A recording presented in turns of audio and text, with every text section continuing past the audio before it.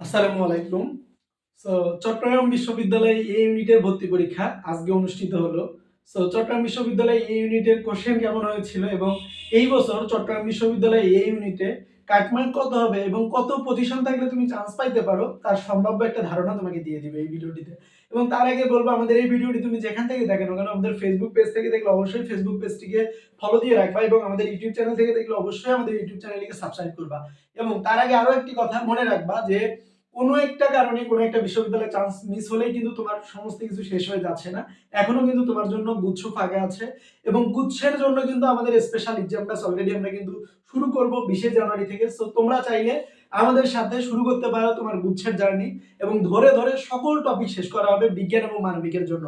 বিজ্ঞানের জন্য এনরোল ফি মাত্র 350 টাকা এবং মানবিকের জন্য এনরোল ফি মাত্র 250 টাকা। এবং এনরোল করতে কিংবা আমাদের রুটিন কোর্স প্ল্যান জানতে সরাসরি আমাদের ফেসবুক পেজে নয়তো আমাদের অফিসিয়াল হোয়াটসঅ্যাপ নাম্বার 01303 ফোন নাম্বারে মেসেজ দিবা। ওকে, সো এটা আমাদের গুচ্ছ নিয়ে চলে গেল। এবার আমরা চট্টগ্রাম বিশ্ববিদ্যালয়ে এই ইউনিট নিয়ে আসি।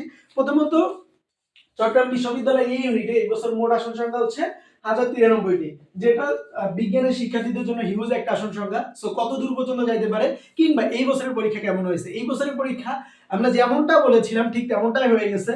সো গতানুগতিক চট্টগ্রাম বিশ্ববিদ্যালয়ে যেমনটা হয় কিংবা কোশ্চেন থেকে কিছু কোশ্চেন রিপিট এসেছিল, সব মিলে মোটামুটি সুন্দর একটা পরীক্ষা হয়ে গেছে চট্টগ্রাম বিশ্ববিদ্যালয়।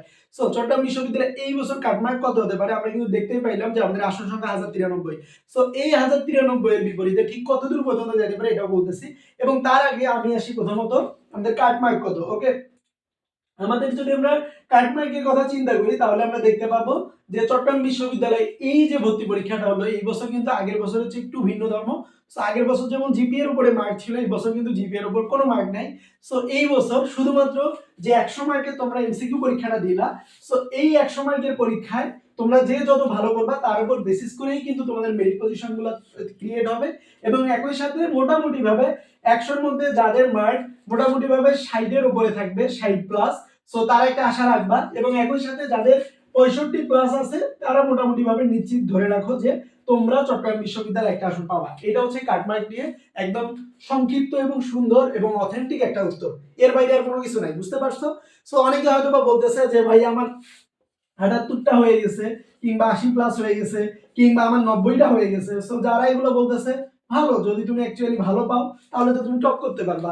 এবং যারা ম্যাক্সিমামে যদি তোমাকে বলে যে আমার অবশ্যই 77টা বা 77 এর উপরে আছে, এই সংখ্যাগুলো লাস্ট পর্যন্ত গিয়ে খুঁজে পাওয়া যায় না। যদিও বা কোশ্চেন ইজি হোক কিংবা কমন পাও, তারপরেও আমরা গ্যারান্টি দিতে পারবো না যে আমরা এই এতগুলাই কারেক্ট করছি। এটা হয় প্রতি বছর। কথার কথা যদি আমিও বলি যে আমি পরীক্ষা দিয়ে এসে যদি বলি আমি এত মার্কে পাবো, এটা কখনোই হয় না। কারণ আমরা যেটা প্রেডিকশন করি লাস্ট মোমেন্টে গিয়ে কিন্তু সেটা হয় না। কারণ আমাদের পরীক্ষা এবং পরীক্ষার হলের বাইরে দুইটা দুই রূপ। ওকে, বুঝতে হবে। সো মোটামুটি ভাবে কাটমার্ক নিয়ে সর্বোচ্চ ধারণা হচ্ছে তোমরা যারা 60 প্লাস আছো তোমরা একটা আশা রাখবা এবং একই সাথে যারা 65 প্লাস রয়েছে তোমরা একটা মোটামুটি ভালো একটা আশা রাখবা যে সাবজেক্ট পাবে। এবং কোনোভাবে কেউ যদি 76 পায় তাহলে একদম চোখ বন্ধ করে সে ছবিতে একটা আসন পেয়ে যাবে ইনশাআল্লাহ। ওকে, সো এটা চলে গেল। এবং পজিশনের কথা যদি বলি, অ্যাকচুয়ালি পজিশনটা কিন্তু ক্রিয়েট হয় কাটমার্কের অনুযায়ী, অর্থাৎ কাটমার্কের রেঞ্জ অনুযায়ী কিন্তু পজিশনটা হয়। ধরো কেউ হচ্ছে চট্টগ্রাম বিশ্ববিদ্যালয়ে এই ইউনিট ভর্তি পরীক্ষায় 92 পাইছে, সো 92 পেয়ে ও প্রথম হয়ে গেছে।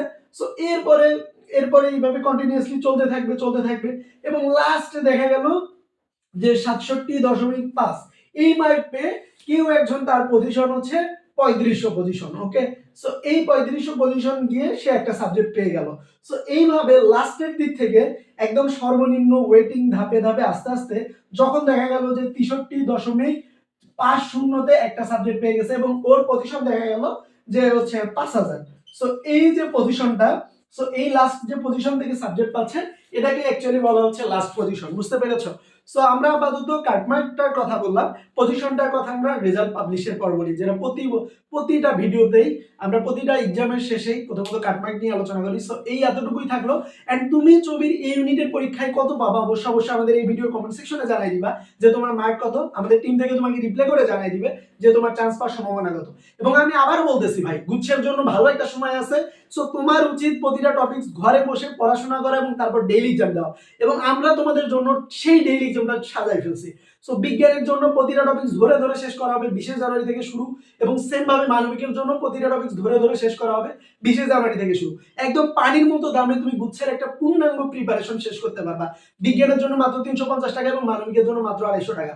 সো লেট না করে সরাসরি এনরোল করে ফেলো, এবং গুচ্ছের জন্য ইনশাআল্লাহ গুচ্ছতে ভালো কিছু করতে পারবা। ওকে, সো অবশ্যই এই ইউনিটে তোমার মার্ক কত অবশ্যই আমাদের এই ভিডিও কমেন্ট সেকশনে জানাই দিবা। আমাদের টিম থেকে তোমাকে রিপ্লাই করে জানাই দিবে ইনশাআল্লাহ।